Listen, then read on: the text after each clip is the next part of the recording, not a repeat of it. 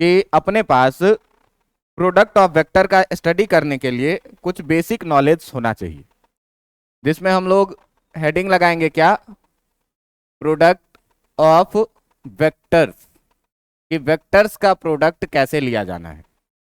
तो इसके लिए मैं आपको पिछले दिन बताया था क्या, कि हमारे पास दो तरह का फिजिकल क्वांटिटी है, एक स्केलर क्वांटिटी और दूसरा क्या, वेक्टर क्वांटिटी। अब इस स्केलर और वेक्टर का अरेंजमेंट देखिए कि कैसे कैसे हो सकता है। अगर हमको प्रोडक्ट लेना है, तो प्रोडक्ट लेना है तो इसमें जो सबसे पहला केस हो सकता है क्या, कि सबसे पहला केस हो सकता है क्या, कि प्रोडक्ट ऑफ, पहला केस ये हो सकता है क्या, कि प्रोडक्ट ऑफ टू स्केलर्स, कि यदि दो स्केलर्स का हम लोग प्रोडक्ट लेंगे तो जो रिजल्ट आएगा, द रिजल्ट विल ऑल्सो कैसा आएगा, स्केलर आएगा। और इसको आप सिंपल सा मल्टीप्लीकेशन याद रखेंगे कि जो सिंपल मल्टीप्लीकेशन है, ये सिंपल मल्टीप्लीकेशन के थ्रू ही हम लोग किसी भी स्केलर को मल्टीप्लाई करेंगे, जिसमें दो स्केलर को प्रोडक्ट लेने पर जो रिजल्ट आएगा वो क्या आएगा, स्केलर ही आएगा।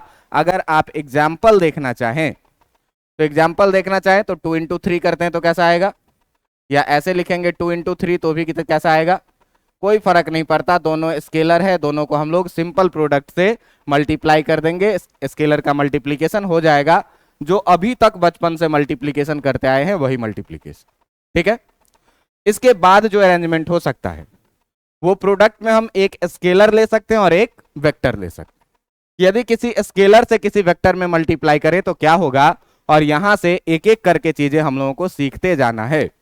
इससे पहले मैं एक बार आपको बता दूं कि हम लोग पढ़े हैं क्या अभी तक, कि अगर अपने पास कोई भी वेक्टर आर इक्वल टू दिया हुआ है x i cap plus y j cap plus z k cap, तो इस वेक्टर का जो मैग्नीट्यूड हम लोग लिखते हैं, ये कितना लिखते हैं, root under x x square plus y square plus, अगर इसका डायरेक्शन लिखना होता है तो कॉस अल्फा लिखते हैं।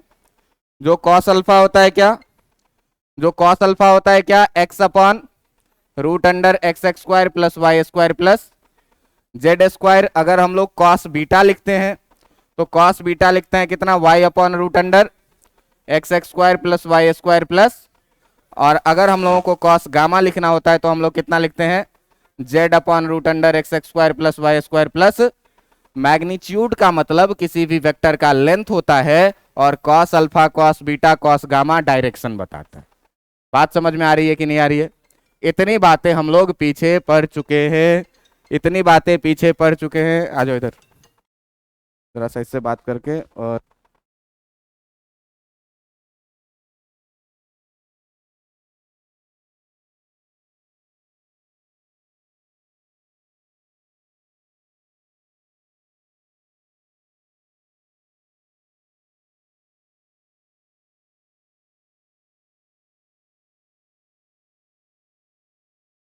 हेलो, तो क्या बोल रहे थे कि ये कॉस अल्फा कॉस बीटा और कॉस गामा क्या बताता है, डायरेक्शन को, और आपको ये मैग्नीट्यूड किसको बताता है, लेंथ को।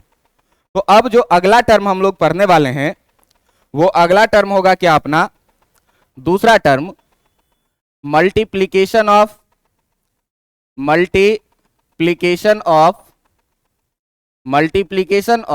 अ वेक्टर बाय एन स्केलर, कि जब किसी स्केलर से किसी वेक्टर में हम लोग मल्टीप्लाई करेंगे तो क्या होगा, इन चीजों को सीखना है।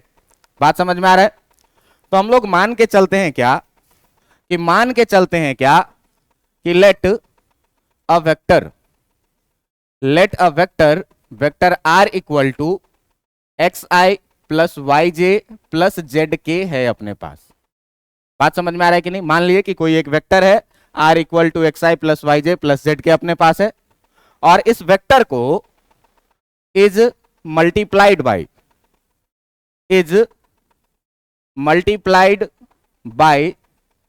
एन स्केलर, और इसको मान लेते हैं क्या, कि किसी स्केलर m से इसको मल्टीप्लाई किया गया है।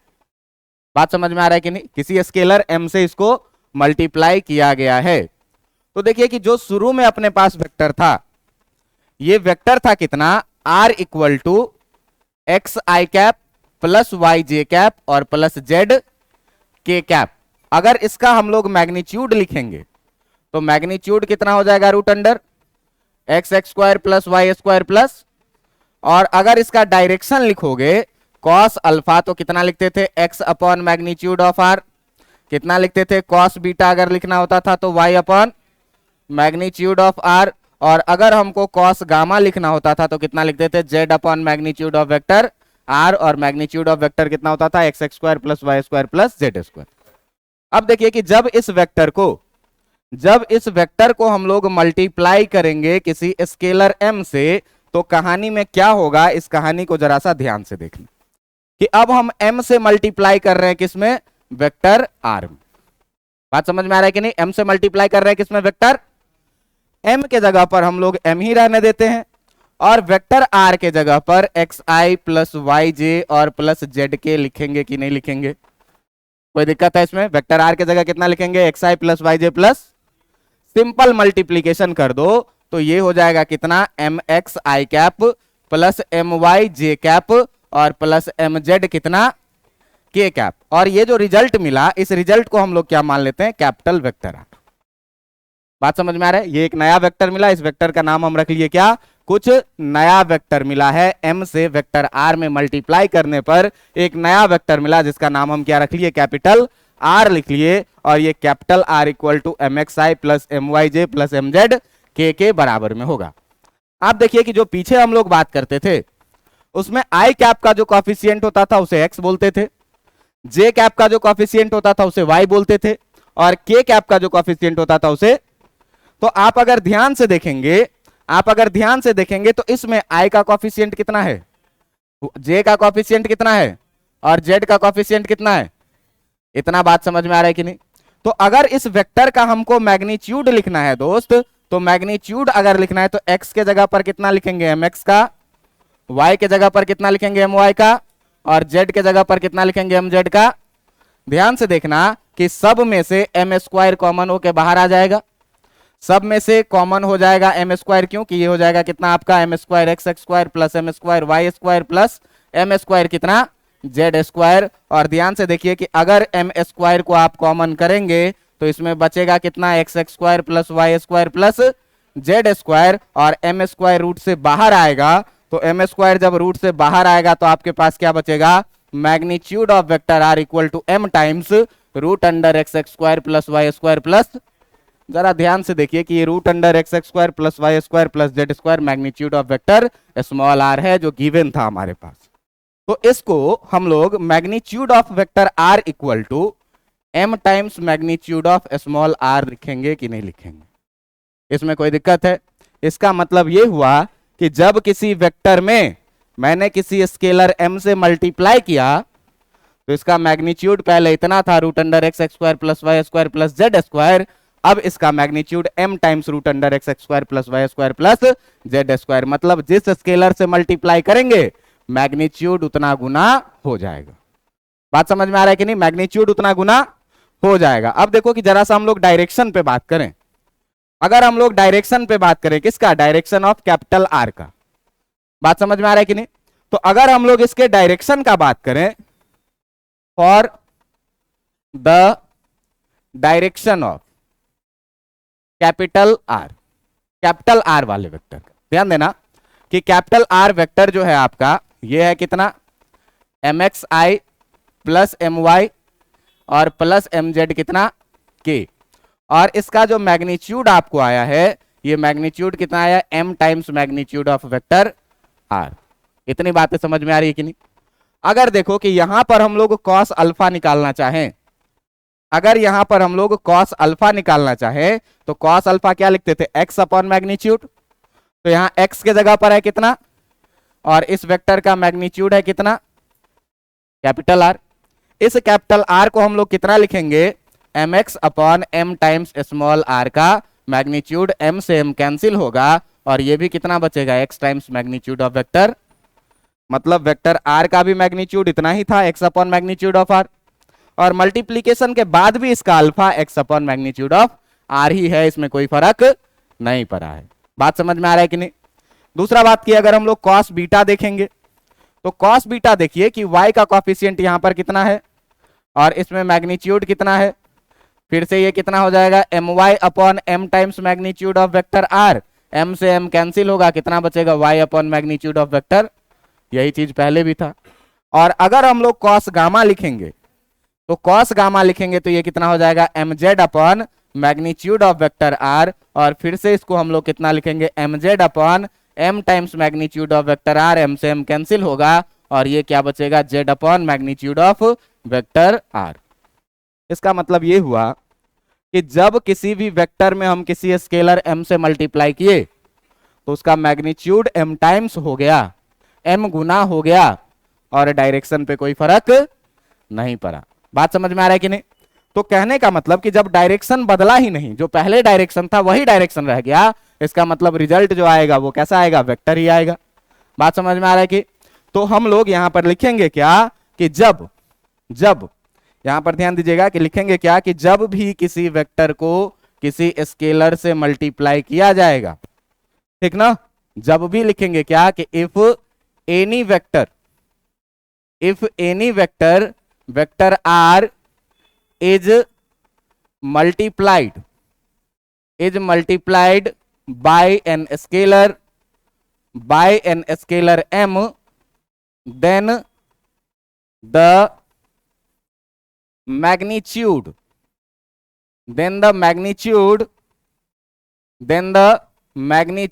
of vector becomes m times. अगर m का वैल्यू 1/2 रहे तो 1/2 टाइम्स हो जाएगा। अगर m का वैल्यू 5 रहे 5 टाइम्स हो जाएगा, 10 रहे 10 टाइम्स हो जाएगा। बातें समझ में आ रही है कि नहीं? कहने का मतलब कि जब भी किसी वेक्टर में हम लोग किसी स्केलर से मल्टीप्लाई करेंगे तो उसका मैग्नीट्यूड उतना गुना हो जाएगा, but the direction remains same, मतलब उसके डायरेक्शन पे कोई फर्क नहीं पड़ेगा।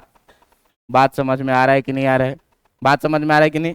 तो अगर आप देखिए सिंपली हमको कह दे क्या कि कोई सा एक वेक्टर है वेक्टर आर, ये वाला एक वेक्टर है और इस वेक्टर का जो है सो अभी मैग्नीट्यूड मान लो कितने का है 3 मीटर का, और इसको हम लोग क्या बोल देते हैं वेक्टर आर। तो आपको कहेगा क्या कि 2r का वैल्यू कितना होगा, तो 2r का वैल्यू कुछ नहीं होगा, रहेगा सेम चीज ही, बस इसका लेंथ क्या हो जाएगा, इससे डबल लेंथ हो जाएगा। और ये 3 मीटर का है तो ये कितने मीटर का हो जाएगा, डायरेक्शन पे कोई फर्क।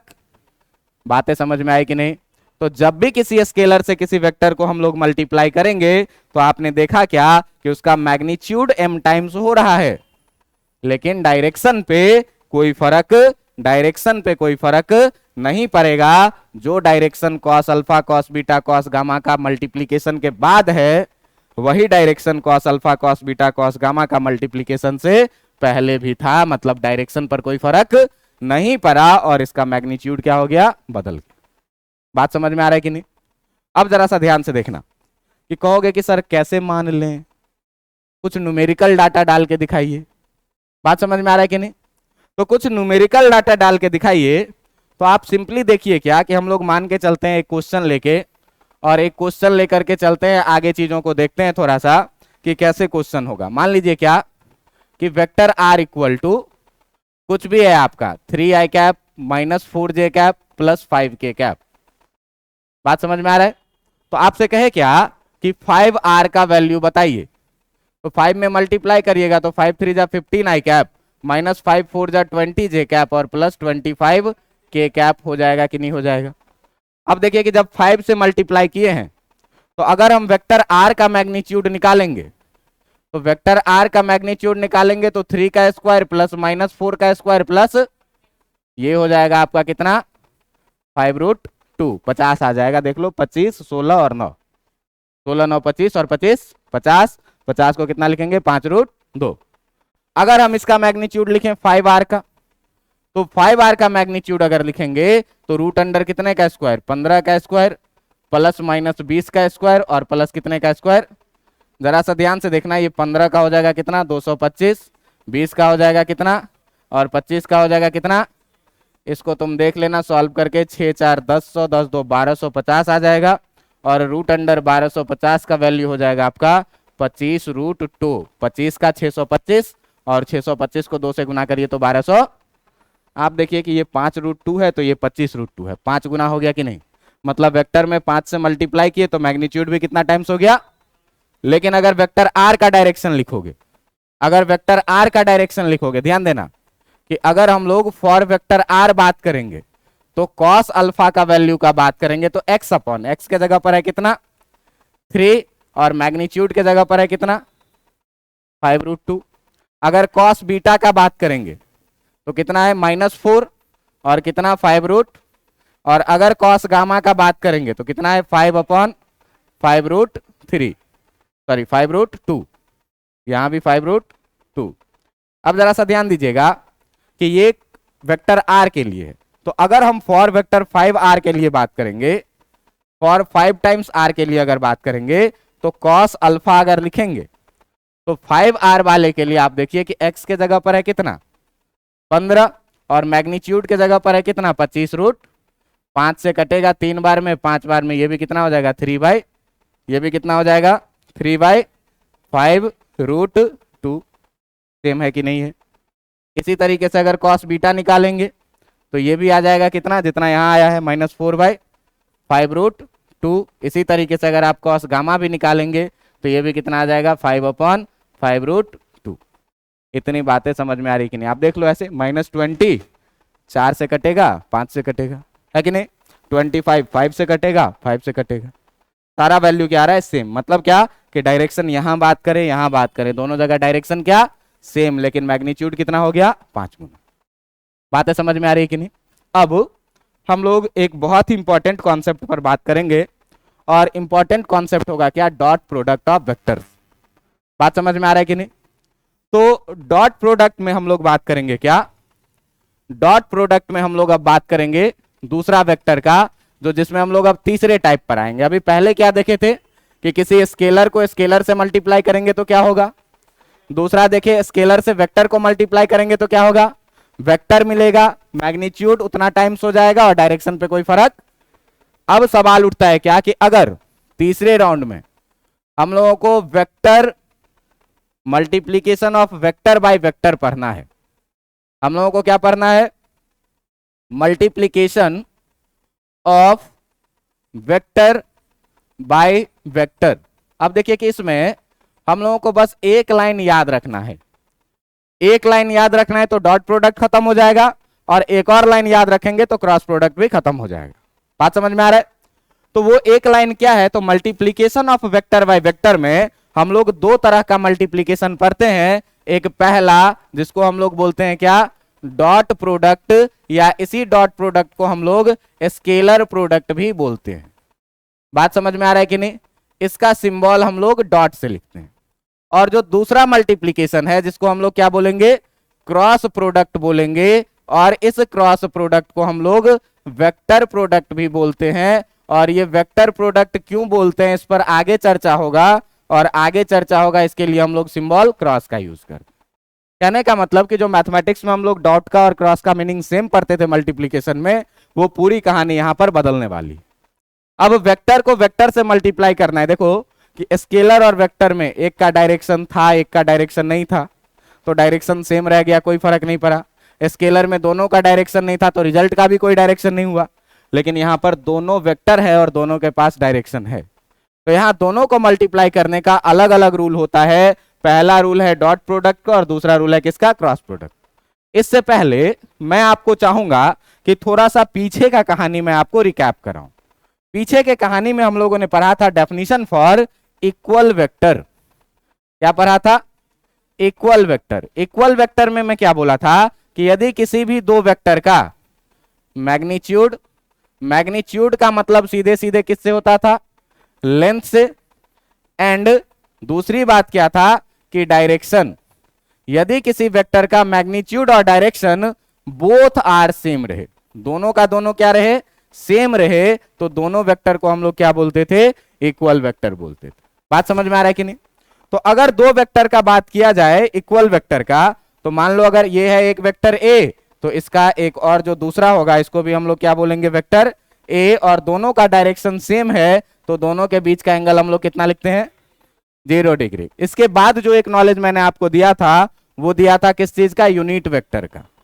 वो किस चीज का दिया था, यूनिट वेक्टर का। और यूनिट वेक्टर में अगर आपको कुछ नहीं जानकारी है तो along x axis this unit vector का बात करते थे, along x axis this unit vector का बात करते थे। अगर हम लोग बात करते थे अलोंग वाई एक्सिस, तो along y axis this unit vector का बात करते थे, उसे क्या लिखते थे। और अगर अलोंग जेड एक्सिस हम किसी भी यूनिट वेक्टर का बात करते थे तो उस यूनिट वेक्टर को हम लोग क्या लिखते थे, के कैप। अच्छी बात यह है कि यूनिट वेक्टर का मैं आपको एकमात्र मीनिंग बताया था क्या, कि यूनिट वेक्टर का जो मैग्नीट्यूड होगा वो मैग्नीट्यूड कितना होगा, इसका मतलब कि मैग्नीट्यूड ऑफ आई कैप हो, चाहे मैग्नीट्यूड ऑफ जे कैप हो, चाहे मैग्नीट्यूड ऑफ के कैप हो, तीनों का तीनों किसके बराबर में होगा, 1 के बराबर में होगा। इतनी बातें आपकी जानकारी में है कि नहीं है, है इतनी बातें जानकारी।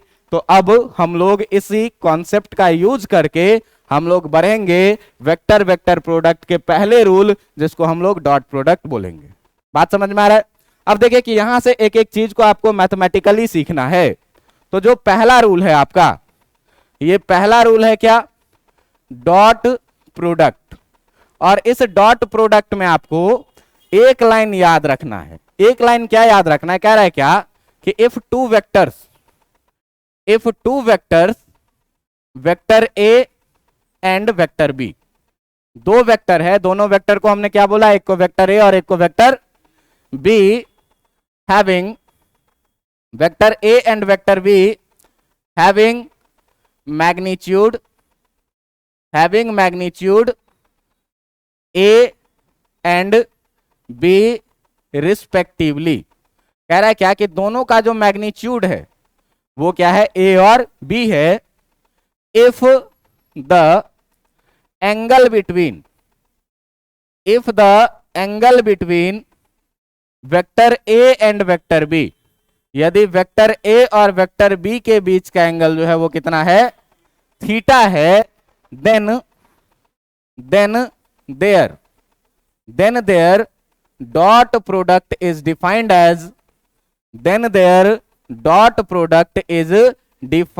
एज, कैसे डिफाइंड है भाई, तो इसका डॉट प्रोडक्ट में कहता है क्या कि इसका जो डॉट प्रोडक्ट डिफाइंड है, वेक्टर ए और डॉट वेक्टर बी अगर हम लोग करेंगे तो हमको मिलेगा कितना, ए बी कॉस थीटा के बराबर में। यही चीज बस आपको याद रखना है क्या कि ए डॉट बी बराबर क्या होगा, ए बी कॉस थीटा। कई जगहों पर इसी को लिखने का तरीका होता है क्या, ए डॉट बी बराबर magnitude of vector a into magnitude of vector b और साथ में कितना कॉस थीटा। आप देखिए कि मैग्नीट्यूड को हम लोग या तो मॉड में लिखते हैं या तो ऐसे ही खाली लिखते हैं। पहले भी आपको मेंशन किया हुआ है कि मैग्नीट्यूड कितना है, ए बी। इसका मतलब क्या कि जो मैग्नीट्यूड ऑफ वेक्टर ए है वो किसके बराबर में, ए के बराबर में, और मैग्नीट्यूड ऑफ वेक्टर बी जो है वो किसके बराबर में। और कह रहा है कि वेक्टर ए और वेक्टर बी के बीच का जो एंगल है वो एंगल है कितना, तो अगर इस दोनों का हम लोग डॉट प्रोडक्ट लेंगे तो कितना होगा, ए बी कॉस। बात समझ में आया कि नहीं, इतना बात याद रहेगा कि नहीं। ए क्या है, मैग्नीट्यूड ऑफ पहला वेक्टर, बी क्या है, मैग्नीट्यूड ऑफ दूसरा वेक्टर, और थीटा क्या है दोनों के बीच का। तो अगर हमको दोनों का मैग्नीट्यूड पता चल जाए, दोनों के बीच का एंगल पता चल जाए, तो दोनों के बीच का डॉट प्रोडक्ट हम लोग निकाल लेंगे कि नहीं निकाल लेंगे, निकाल लेंगे। अब चलिए कि अगर इतना आपको याद रह रहा है तो हम लोग सबसे पहले बात करेंगे किसके बारे में, हम लोग सबसे पहले बात करेंगे dot product of unit vectors, dot product of unit vectors. और इस यूनिट वेक्टर्स में भी पहला वेक्टर जो हम लोग लेंगे वो लेंगे क्या, वेक्टर आई कैप डॉट वेक्टर आई कैप।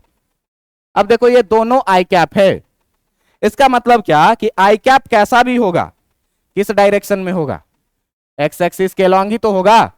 अगर हम लोग आई कैप का बात करें तो कोई भी आई कैप होगा किस डायरेक्शन में, एक्स एक्सिस के अलॉन्ग ही होगा। मान लो कि ये वाला है तुम्हारा एक्स एक्सिस, ये वाला जो है तुम्हारा है एक्स एक्सिस, और इस एक्स एक्सिस के अलॉन्ग मेरा 2 यूनिट वेक्टर है, इस एक्सिस के अलॉन्ग मेरा 2 यूनिट वेक्टर है। इसका भी हम नाम रखते हैं आई कैप और इसका भी नाम कितना रखते हैं, बात समझ में आ रही है कि नहीं?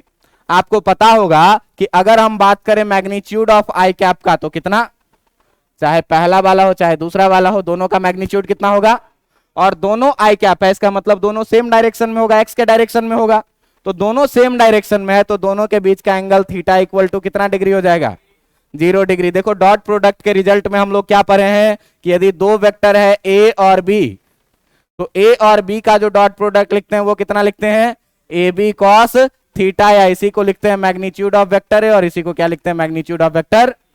तो जरा सा ध्यान देना मेरे भाई कि अगर हमको आई डॉट आई लिखना है तो ए के जगह पर भी आई है और बी के जगह पर भी क्या है, आई है, तो ए के जगह पर आई है तो magnitude of vector i, b के जगह पर भी आई है तो मैग्नीट्यूड ऑफ वेक्टर, और कॉस दोनों के बीच का एंगल कितना है। बात समझ में आ रहा है कि नहीं आ रहा है? जरा सा ध्यान देना कि मैग्नीट्यूड ऑफ आई कितना होता है, दूसरे आई का भी कितना, और कॉस 0 डिग्री का भी वैल्यू कितना, इसका मतलब कि आई डॉट आई का जो वैल्यू आएगा वो कितना आएगा। बात समझ में आया कि नहीं आया? आया समझ में? अगर हमको दूसरा चीज देख लो कि अगर हमको दूसरा चीज देख लो कि अगर हमको दूसरे नंबर पे देखना है क्या, जे डॉट जे, अभी एक जैसा वाला ले रहा हूं मैं, तो जे डॉट जे का मतलब ये हुआ कि अगर ये है तुम्हारा वाई एक्सिस, अगर ये है तुम्हारा वाई एक्सिस, तो पहला वाला जो जे कैप होगा ये भी वाई के डायरेक्शन में होगा, और जो दूसरा वाला जे कैप होगा ये भी वाई के डायरेक्शन में होगा। अगर हम इसका नाम रखेंगे जे कैप तो ये भी कितना हो जाएगा, दोनों सेम डायरेक्शन में है कि नहीं, थीटा कितना, और जे कैप का भी मैग्नीट्यूड कितना होता है, 1 होता है। बात समझ में आ रहा है कि नहीं? अगर फिर से हम ए डॉट बी बराबर ए बी कॉस थीटा पर जाएंगे तो जे डॉट जे को कितना लिखेंगे, magnitude of a magnitude of b cos दोनों के बीच का एंगल कितना, देखो तो जे का भी मैग्नीट्यूड कितना और कॉस 0 डिग्री का भी वैल्यू कितना, इसका मतलब कि जो जे डॉट जे का वैल्यू आया वो भी कितना आया। बात समझ में आया कि नहीं आया? बात समझ में आया? अगर तीसरा चीज आप देखिए तो हम लोग देखेंगे क्या, तीसरा चीज क्या देखेंगे कि अगर हमको के डॉट के लिखना है तो के डॉट के लिखना है भाई, तो क्या लिखेंगे, magnitude of vector a magnitude of vector b cos theta. जरा सा मान लो थोड़ा देर के लिए कि थोड़ा देर के लिए अपना जेड एक्सिस रहा ये, जेड एक्सिस रहा ये, और इस जेड एक्सिस के अलोंग मेरे पास दो यूनिट वेक्टर है, एक पहला वाला यूनिट वेक्टर जिसका नाम मैंने के कैप रखा, और एक दूसरा वाला भी यूनिट वेक्टर जिसका भी नाम मैंने क्या रखा, के कैप। ये भी है आपका क्या, के कैप, और ये भी है आपका क्या, दोनों सेम डायरेक्शन में है कि नहीं, थीटा बराबर कितना, और मैग्नीट्यूड ऑफ के कैप कितने के बराबर होता, तो दोनों के बीच का एंगल है कितना, देखो तो के कैप को कितना लिखेंगे, दूसरे को भी cos 0 का वैल्यू, इसका मतलब कि के डॉट जो के का वैल्यू आएगा वो कितना आएगा। फाइनली हम देखें कि यदि एक ही टाइप के वेक्टर का हम डॉट प्रोडक्ट लें, जैसे कि आई डॉट आई लें, चाहे जे डॉट जे लें, और चाहे हम के डॉट के लें, इस तीनों का डॉट प्रोडक्ट लेने से आंसर कितना आ रहा है, 1 आ रहा है। और इसी इंपॉर्टेंट रिजल्ट को याद रखना है कि अगर सेम टाइप का वेक्टर आई डॉट आई लें कि जे डॉट जे ले या के डॉट के ले तो आंसर कितना आएगा। अब आपके मन में ये भी सवाल आ रहा होगा कि अगर ये अलग अलग रहे, एक आई रहे और एक जे रहे तो, बात समझ में आ रहा है कि नहीं? तो अगर आई और जे दोनों तरह का रहे, जैसे मान लीजिए कि हम ले रहे हैं क्या, आई कैप और डॉट क्या, जे कैप, तो क्या होगा, इस कहानी को आप जरा सा ध्यान से देखिएगा कि एक मान लीजिए कि कोऑर्डिनेट एक्सिस है अपने पास, इसको मैं बोलता हूं एक्स एक्सिस और इसको मैं क्या बोलता हूं, वाई एक्सिस। आप ध्यान से देखिएगा तो आपको पता होगा कि एक्स एक्सिस और वाई एक्सिस के बीच का एंगल कितने का होता। अगर हम एक्स एक्सिस के लॉन्ग एक यूनिट वेक्टर लें, अगर हम एक्स एक्सिस के लॉन्ग एक यूनिट वेक्टर लें और इस यूनिट वेक्टर का नाम मैं क्या रखूं, आई कैप, और वाई एक्सिस के लॉन्ग मैं एक यूनिट वेक्टर लूं और इस यूनिट वेक्टर का मैं अगर वैल्यू रखूं, नाम रखूं क्या, जे कैप, तो आपको पता होगा कि मैग्नीट्यूड ऑफ आई कैप भी कितना होता, मैग्नीट्यूड ऑफ जे कैप भी कितना होता, और इस दोनों के बीच का एंगल जो है थीटा इक्वल टू ये है कितना डिग्री, 90 डिग्री। बात समझ में आ रही कि नहीं? दोनों के बीच का एंगल है कितना। अब आ जाओ भाई अपने रूल पे। अपना रूल क्या कहता है कि वेक्टर ए और वेक्टर बी का अगर डॉट प्रोडक्ट लेंगे तो magnitude of vector a magnitude of vector b cos theta लिखेंगे, और इस रूल को जब हम लोग यहां पर चिपकाएंगे तो ए के जगह पर आई, बी के जगह पर, और कॉस थीटा के जगह पर आई का वैल्यू कितना, जे का वैल्यू कितना, cos 90 डिग्री कितना, इसका मतलब I डॉट जे जो हो जाएगा वो कितना हो जाएगा। इस तरीके से देखो कि कोई भी हम अपोजिट वेक्टर्स लें तो x एक्सिस y एक्सिस हमेशा म्यूचुअली परपेंडिकुलर होगा। y एक्सिस अगर हम यहां पर एक z एक्सिस भी बना दें तो z एक्सिस y एक्सिस और x एक्सिस हमेशा एक दूसरे के क्या रहेगा, परपेंडिकुलर रहेगा। मतलब i j और k के बीच का एंगल हमेशा ये कितना डिग्री रहेगा, 90 डिग्री रहेगा। बात समझ में आ रहा है कि नहीं। तो अगर 90 डिग्री वैल्यू रहा, अगर 90 डिग्री वैल्यू रहा तो हर cos 90 जीरो से मल्टीप्लाई होगा और हर का वैल्यू कितना आएगा। तो आपको याद रखना है कि सेम टाइप के वेक्टर्स का डॉट प्रोडक्ट का आंसर कितना और अलग अलग का डॉट प्रोडक्ट कितना। क्यों जीरो, क्योंकि अलग अलग जब भी लेंगे एक्स वाई लेंगे 90 डिग्री, वाई जेड लेंगे 90 डिग्री, जेड एक्स लेंगे 90 डिग्री। आप कोई भी दो वेक्टर को उठाइए अलग अलग, दोनों के बीच का एंगल कितना आएगा, और दोनों को अगर सेम उठाएंगे तो एंगल कितना आएगा। तो एंगल ही डिसाइड करेगा क्या कि दोनों का आंसर 1 होगा कि दोनों का आंसर। बातें समझ में आई कि नहीं आई। अब अगर इतनी बातें समझ में आ गई तो यहां पर यूनिट वेक्टर की कहानी हम लोग करते हैं समाप्त। यूनिट वेक्टर में बस हम लोग इतना देखे क्या कि यदि आई डॉट जे रहे या फिर जे डॉट के रहे या फिर के डॉट आई रहे या फिर आई डॉट के रहे, कुछ भी रहे अलग अलग, सबका आंसर कितना आएगा, जीरो। तो आपको एक लाइन में याद रखना है कि डॉट प्रोडक्ट में यदि एक जैसा वेक्टर है तो आंसर कितना, और अगर अलग अलग वेक्टर है तो आंसर कितना। बातें समझ में आई कि नहीं। अब अगर कार्टेशियन फॉर्म में दे दे हमको दो वेक्टर और कहे कि उसका डॉट प्रोडक्ट निकालो, आपसे कह दे क्या कि if vector A equal to कुछ भी दे दे x1 i cap plus y1 j cap और प्लस z1 के कैप, और दूसरा दे दे क्या कि and vector B equal to आपको कोई दूसरा वेक्टर दे दे कि x2 i cap plus y2 j cap और प्लस z2 के कैप, और आपसे कहे क्या कि then find a dot b. अब क्या करिएगा, बात समझ में आ रहा है कि नहीं। अब क्या करिएगा, अब सर केवल सिंगल सिंगल वाला तो है नहीं, देखो कि हम लोगों को ए डॉट बी निकालना है। बात समझ में आ रहा है कि नहीं। तो जब ए डॉट बी निकालना है भाई तो एकदम सिंपल देखना, अगर तुमको मल्टीप्लीकेशन आता है ए डॉट बी जो हम लोग लिखेंगे वेक्टर ए के जगह पर x1 i cap plus y1 j cap और प्लस z1 के कैप लिखेंगे कि नहीं लिखेंगे, और बी के जगह पर हम लोग ये बताओ कि x2 i cap plus y2 j cap और प्लस z2 के कैप लिखेंगे कि नहीं लिखेंगे, लिखेंगे। सिंपल मल्टीप्लीकेशन करने आता है कि नहीं आता है। सिंपल मल्टीप्लीकेशन करने में इस टर्म को उठाएंगे, इसके सारे के साथ बारी बारी से मल्टीप्लाई करेंगे, फिर दूसरे को उठाएंगे इसके सारे के साथ मल्टीप्लाई करेंगे, फिर तीसरे को उठाएंगे इसके सारे के साथ मल्टीप्लाई करेंगे। जैसे मान लो कि अगर हमको मल्टीप्लाई करना है एक्स आई कैप को इंटू वाई जे कैप के साथ और डॉट से मल्टीप्लाई करना है, तो एक्स और वाई जे कैप है, इस दोनों को हमको क्या करना है, मल्टीप्लाई करना है। मल्टीप्लाई करना है तो इसमें आप देखिए कि x1 y1 z1 एक न्यूमेरिकल वैल्यू होता है 2 3 4 5 6 7 10 20 100 1000। बातें समझ में आ रही कि नहीं। और न्यूमेरिकल वैल्यू क्या है, स्केलर। स्केलर को हमको जैसे मन होगा हम वैसे गुना करेंगे, चाहे डॉट से करें चाहे क्रॉस से करें। लेकिन इसमें जो साथ में लगा हुआ है ये आई और जे वेक्टर है, और वेक्टर को मल्टीप्लाई करने के लिए हमको एक स्पेसिफिक रूल का यहां पर यूज करना है, डॉट प्रोडक्ट का। बात समझ में आ रहा है कि नहीं।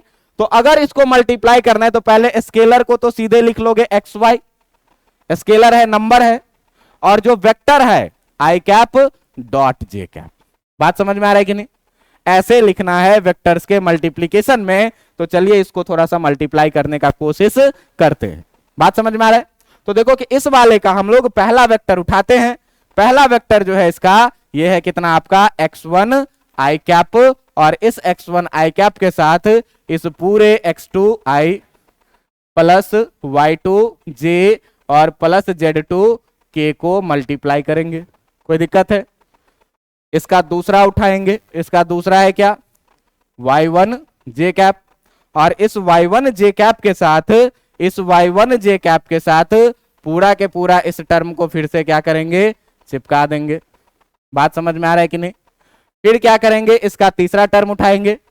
तीसरा टर्म है क्या, प्लस, तीसरा टर्म है क्या, प्लस z1 के कैप, और इस z1 के कैप के साथ हम लोग फिर से क्या करेंगे, इस z1 के कैप के साथ फिर से क्या करेंगे, कि इस पूरे के पूरे टर्म को मल्टीप्लाई में चिपका देंगे। बात समझ में आ रहा है कि नहीं? अब देखो कि बारी बारी से हमको हर जगह पर जो मल्टीप्लाई में यूज करना है वो किसका यूज करना है? डॉट प्रोडक्ट का। हर जगह जो मल्टीप्लाई में यूज करना है वो किसका? डॉट प्रोडक्ट का। बातें समझ में आ रही है कि नहीं? अब देखिए कि इससे अगर हम मल्टीप्लाई करेंगे इस पहले टर्म को, तो x1 x2 और i डॉट। बात समझ में आ रहा है कि नहीं? अगर इसको हम मल्टीप्लाई करेंगे भाई, तो अगर हम इसको मल्टीप्लाई करेंगे तो देखो क्या लिखेंगे? नंबर x1 x2 और वेक्टर में क्या? i dot.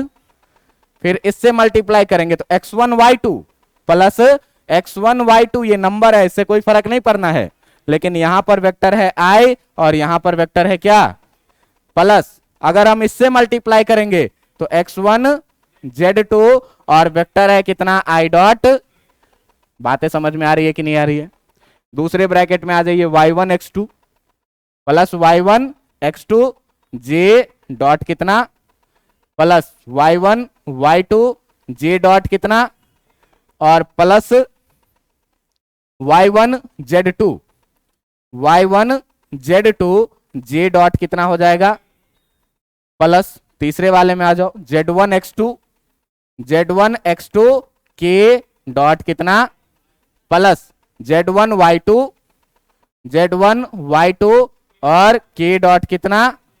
k dot j और प्लस z1 z2 और कितना? k dot. इसमें देखो इस वाले टर्म को सेम जैसा है, i डॉट i वैल्यू कितना पड़े हैं? इस वाले टर्म को देखो कितना? इस वाले टर्म को देखो कितना? इस वाले टर्म को और ये वाला टर्म। बात समझ में आ रहा है कि नहीं? और देखो कि अगर 0 से मल्टीप्लाई हो जाए कोई टर्म तो ये अपने पूरे खानदान को लेके डुबा देगा। डुबा देगा कि नहीं डुबा देगा? इसका मतलब कि ये पूरा का पूरा टर्म कितना? ये पूरा का पूरा टर्म कितना? ये पूरा का पूरा टर्म कितना? वो वाला 0 नहीं होगा क्योंकि वो सेम टाइप का है। ये वाला पूरा का पूरा टर्म कितना? ये वाला पूरा का पूरा टर्म कितना? ये वाला पूरा का पूरा टर्म कितना? लेकिन ये वाला 0। बात समझ में आ रहा है कि नहीं आ रहा है? अब जरा सा देखिए कि भाई अगर इसको हमको लिखना है तो x1 x2 इंटू 1 लिखेंगे, कितना हो जाएगा? Plus y1 y2 plus y1 कितना? और j डॉट j कितना हो जाएगा? 1 से मल्टीप्लाई होने से ये रह जाएगा और प्लस यहां पर कितना रहेगा? z1 z2 और यही जो आपका वैल्यू आ जाएगा किसका? a dot.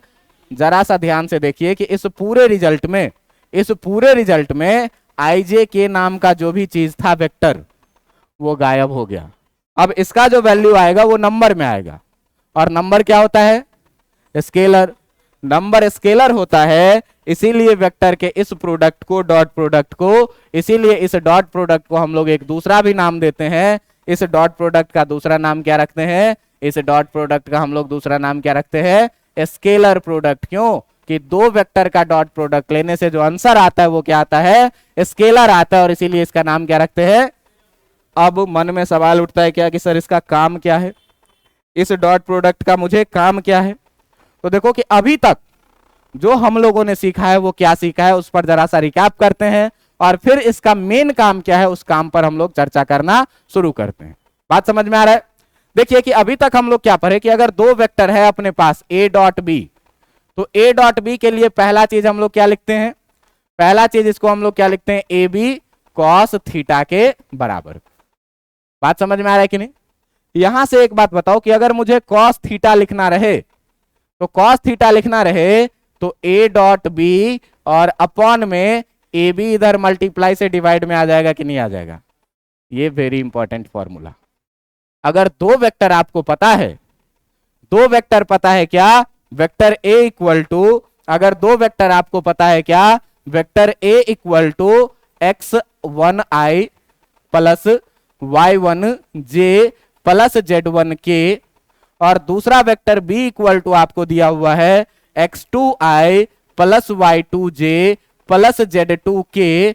तो आप ये बताओ कि अगर आपको a लिखने के लिए कहे, यानी कि मैग्नीट्यूड ऑफ वेक्टर a, तो रूट अंडर x1 का स्क्वायर प्लस y1 का स्क्वायर प्लस z1 का स्क्वायर लिखोगे कि नहीं लिखोगे? लिखोगे। अगर तुमको b इक्वल टू निकालने के लिए कहे मैग्नीट्यूड ऑफ वेक्टर b, तो रूट अंडर x2 का स्क्वायर प्लस y2 का स्क्वायर प्लस Z2 का स्क्वायर लिखोगे कि नहीं। और अगर तुमको कहे कि A डॉट बी लिखने के लिए, तो A डॉट बी अभी पर है x1 x2 plus y1 y2 plus z1। बात समझ में आ रहा है कि नहीं। अभी क्या पर है डॉट प्रोडक्ट निकालने के लिए x1 x2 plus y1 y2 plus z1। ये बताओ कि इस दोनों का dot product x1 x2 plus y1 y2 plus z1 z2 लिखेंगे कि नहीं लिखेंगे। तो जब लिखेंगे भाई तो x1 x2 plus y1 y2 और प्लस z1 कितना। अब बताओ कि अगर मुझे दो वेक्टर दे दिया जाए, अगर मुझे दो वेक्टर दे दिया जाए ऐसे और कहे कि दोनों के बीच का एंगल कितना है। अगर दो वेक्टर दे दिया जाए ऐसे और कहे कि बताओ कि दोनों के बीच का एंगल कितना है, तो ये दे दिया जाएगा तो ए निकाल लेंगे, ये दे दिया जाएगा तो बी निकाल लेंगे, ये दे दिया जाएगा तो ए डॉट बी निकाल लेंगे, ए डॉट बी का वैल्यू रख देंगे, ए बी का वैल्यू रख देंगे, तो थीटा निकल जाएगा क्या। और थीटा क्या है, ए और बी के बीच का एंगल। तो सबसे मोस्ट इंपॉर्टेंट बात यहां पर क्या कि डॉट प्रोडक्ट का यूज और किसी चीज के लिए नहीं होता है, दो वेक्टर के बीच में एंगल कितना है वो निकालने के लिए किया जाता है। अगर दो वेक्टर हमको ऐसे दे दे x1i y1j z1k x2i y2j z2k, तो इसका मैग्नीट्यूड तो हम लोग निकालना सीखे हुए हैं, लेकिन अगर इस दोनों के बीच का एंगल कितना है ये निकालना हो तो हम लोग डॉट प्रोडक्ट का मदद करके cos theta equal to a dot b upon a b करके निकालेंगे। बात समझ में आ रहा है कि नहीं। अच्छा, आप जरा सा ध्यान से देखेंगे तो मैं इस चीज को आपको अच्छे से वेरीफाई करने के लिए एक बहुत ही साधारण सा एग्जांपल लेता हूं, और इस साधारण से एग्जांपल को मैं आपको बाय कॉन्सेप्ट भी सिखाता हूं, विजुअलाइज भी करवाता हूं और मैथमेटिक्स से भी आपको दिखाता हूं। बात समझ में आ रहा है। तो इसके लिए आप देखिएगा कि इसके लिए हम लोग बात करेंगे एक एग्जांपल जो मैं आपको पिछले दिन बताया भी था क्या, कि यदि दो वेक्टर है अपने पास, दोनों वेक्टर का मैग्नीट्यूड अगर सेम है और डायरेक्शन अगर अपोजिट है, तो अगर एक वेक्टर को हम लोग वेक्टर ए बोलते थे तो दूसरा वेक्टर कितना होता था, माइनस ए होता था। दूसरा वेक्टर कितना होता था, माइनस ए। बातें समझ में आ रही कि नहीं। दोनों वेक्टर अपोजिट डायरेक्शन में है, इसका मतलब दोनों के बीच का एंगल कितना हो जाएगा, 180 डिग्री। इतना बात तो जानते हो। तो मान लो भाई कि अगर अपने पास एक वेक्टर,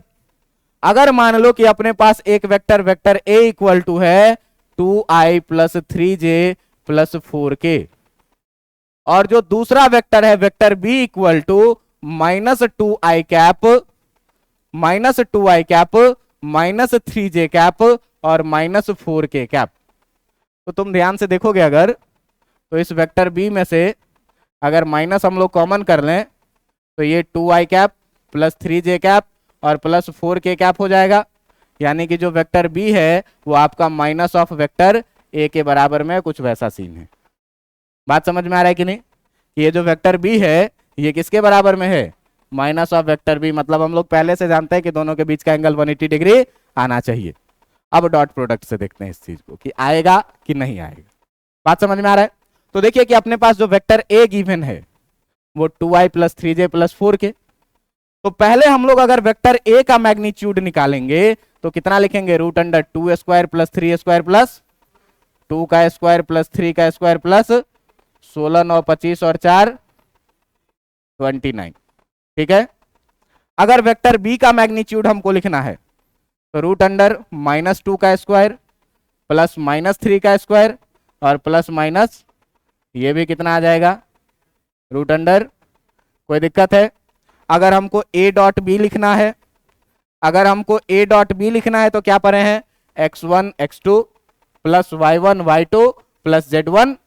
x1 के जगह पर कितना, x1 के जगह पर 2 और x2 के जगह पर प्लस y1 के जगह पर कितना और y2 के जगह पर प्लस z1 के जगह पर कितना और z2 के जगह पर कितना। जरा सा देखो ये वैल्यू कितना हो जाएगा, -4 -9 -16 कुल मिला के माइनस।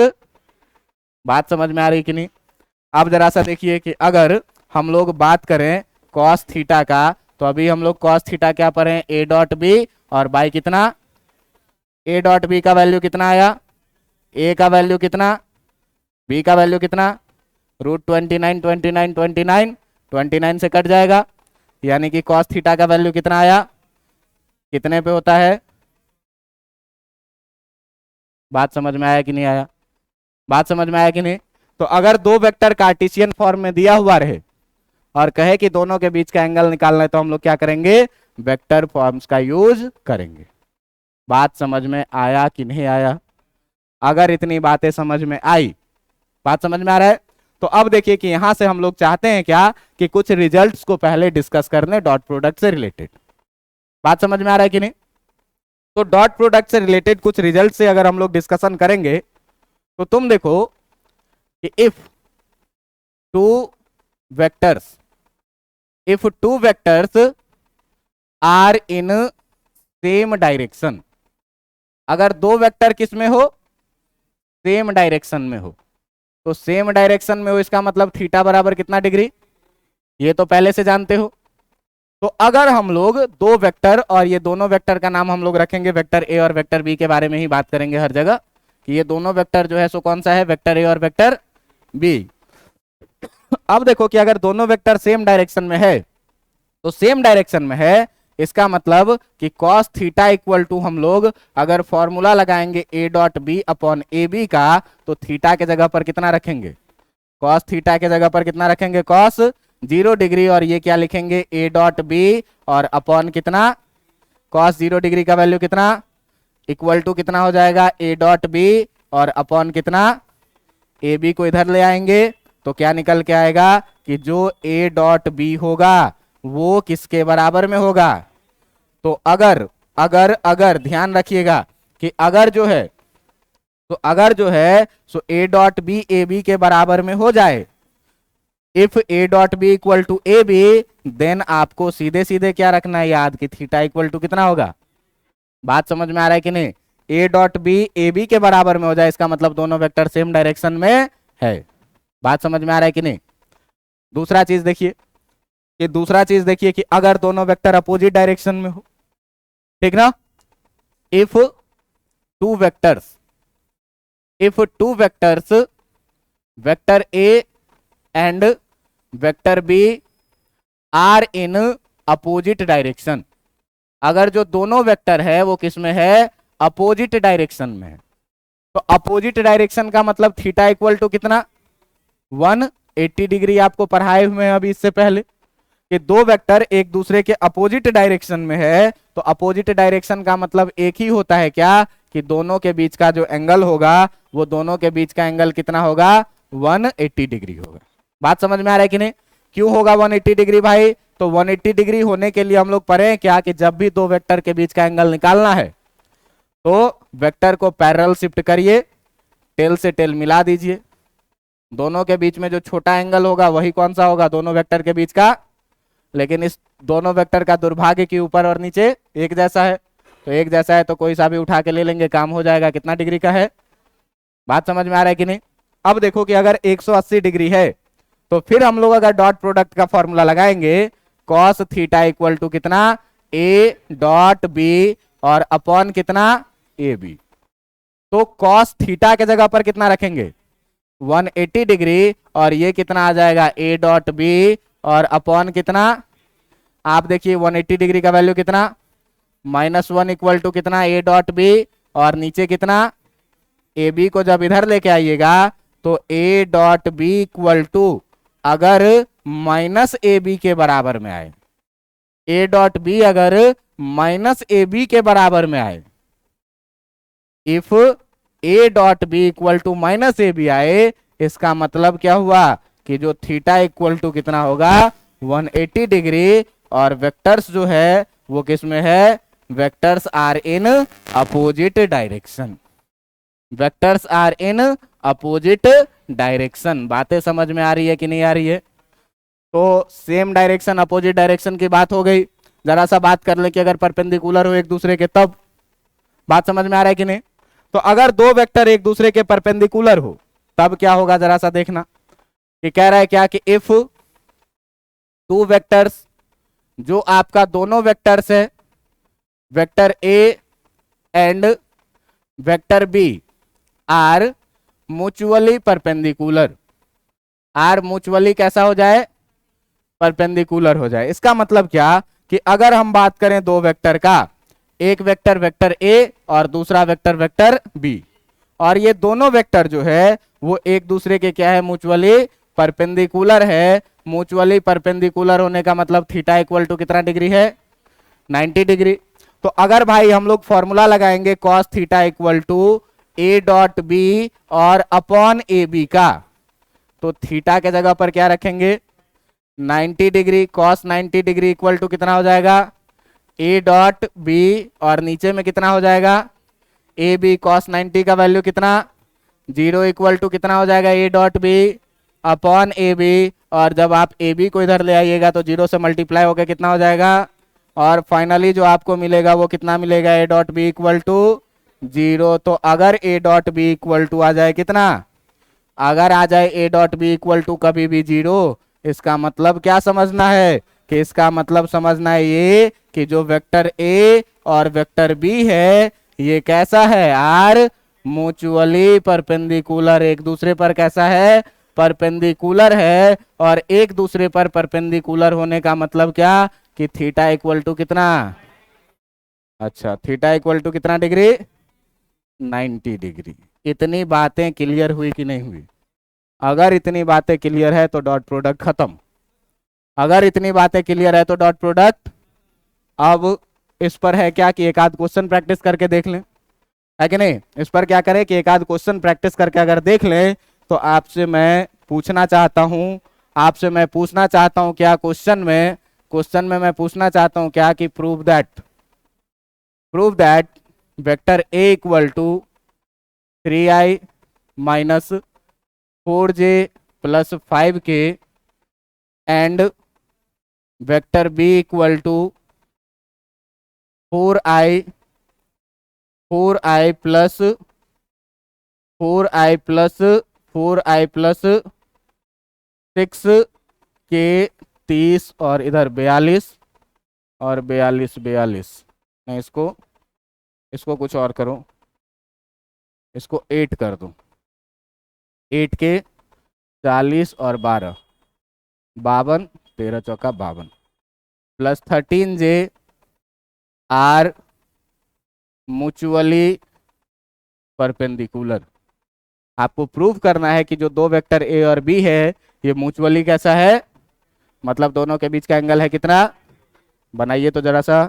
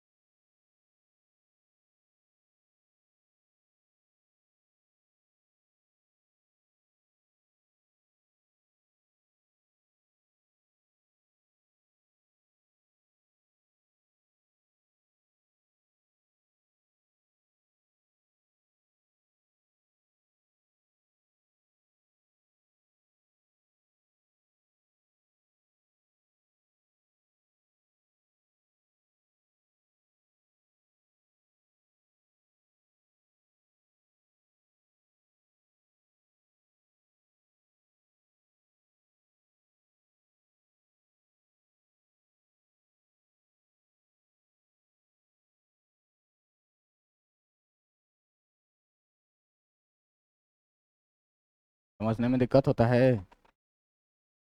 अगला तीनों से पूछ रहे हैं।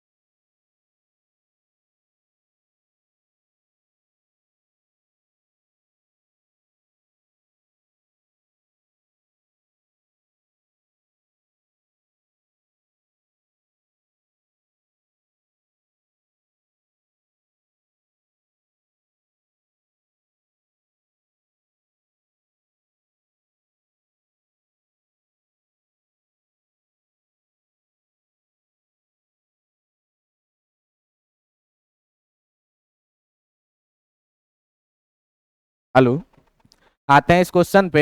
और इस क्वेश्चन में देखते हैं क्या कि अभी रिसेंटली आपको बताया है क्या कि यदि दो वेक्टर म्यूचुअली परपेंडिकुलर है, इसका मतलब ए डॉट बी कितना होना चाहिए, एक लाइन का चीज है, तो ए डॉट बी कितना होना चाहिए, 0। देखो, अगर हम लोग ए डॉट बी निकालेंगे, अगर हम लोग ए डॉट बी निकालेंगे तो ए डॉट बी अगर हम लोग लिखेंगे तो हम लोगों के पास क्या है formula, x1 x2 plus y1 और प्लस z1 z2। तो देखो कि इस पूरे कहानी में आपको कॉन्सेप्ट के रूप में बस इतना चीज याद रखना है, ये चीज है, ठीक है। सेम टाइप के वेक्टर का डॉट प्रोडक्ट 1 और अलग अलग वेक्टर का डॉट प्रोडक्ट। आप देखेंगे ध्यान से कि ये सब चीजें सिंपल मल्टीप्लीकेशन ही है, लेकिन इस पूरे मल्टीप्लीकेशन को समझ के हम लोग ये रिजल्ट निकाल लिए। तो अब जब भी डॉट प्रोडक्ट निकालने बोला जाए तो इतना लंबा चौड़ा कहानी नहीं रचना है, एक लाइन में याद रखना है। बात समझ में आ रहा है? और इसी याद रखे हुए कॉन्सेप्ट के बेसिस पर हम लोगों ने क्या किया कि यहां से कुछ रिजल्ट तैयार करना शुरू किया। बात समझ में आ रहा है कि नहीं?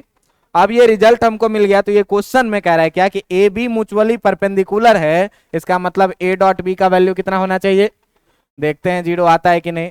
3 इंटू प्लस माइनस 4 इंटू 13 और प्लस 5 इंटू 3 4 जा 12 माइनस 52 और प्लस 40, इसका आंसर कितना आ गया, 0 आ गया। इसका मतलब क्या हुआ कि ए और बी जो है वो एक दूसरे पर क्या है, परपेंडिकुलर है। बातें समझ में आ रही है कि नहीं आ रही है? तो ये था आपका डॉट प्रोडक्ट। अच्छा, इसमें एक चीज और देखिएगा कि वेक्टर्स में अगर हम लोग डॉट प्रोडक्ट का यूज करते हैं तो डॉट प्रोडक्ट में चाहे हम ए डॉट बी निकालें और चाहे हम बी डॉट ए निकालें, ये हमेशा ही सही होता है। बात समझ में आ रहा है कि नहीं? लेकिन क्रॉस प्रोडक्ट में आप देखेंगे कि यही चीज गलत हो जाता है, ए क्रॉस बी और बी क्रॉस ए अलग अलग चीज आता है। बात समझ में आ रहा है? लेकिन डॉट प्रोडक्ट में चाहे ए डॉट बी निकाले चाहे बी डॉट ए निकाले, तुम ध्यान से देखो कि अगर अगर दो वेक्टर आपके पास गिवन है, vector A equal to x1i plus y1j और प्लस z1 के, और एक वेक्टर बी इक्वल टू आपके पास गिवन है x2i प्लस y2j और प्लस z2 के, तो मैंने आपको सिखाया है क्या कि a डॉट बी जो लिखना है वो कितना लिखना है, x1 x2 प्लस y1 और प्लस z1 z2, है ना, z1 z2। अगर मान लो कि हमको b डॉट ए लिखना हो, अगर हमको b डॉट ए लिखना हो तो इसको भी कितना लिखेंगे, x2 x1 plus y2 y1 plus z2। इससे कोई फर्क पड़ जाएगा क्या, x2 x1 plus y2 y1 और प्लस z2 z1 से कोई फर्क नहीं पड़ेगा। इसीलिए जो है सो हम लोग क्या बोलेंगे कि जो a डॉट बी होगा वो इक्वल टू किसके होगा, b डॉट ए के। ये डॉट प्रोडक्ट के लिए केवल वैलिड होता है, क्रॉस प्रोडक्ट में यही चीज अलग हो जाता है, वहां पर आपको अलग से चीजों को पढ़ाया जाएगा। बात समझ में आया कि नहीं आया? अगर समझ में आया तो इतना पढ़ के आइएगा। अगले दिन से क्रॉस प्रोडक्ट की कहानी शुरू करेंगे, और क्रॉस प्रोडक्ट की कहानी शुरू करने से पहले आपको बहुत सारा कॉन्सेप्ट सीखना है। डॉट प्रोडक्ट आसान है, क्रॉस प्रोडक्ट थोड़ा सा रिस्पेक्टिवली लेंदी है, लेकिन चीजें वहां भी सीखना है, सीख जाएंगे। ठीक है, काफी आज के लिए। हाँ, कल का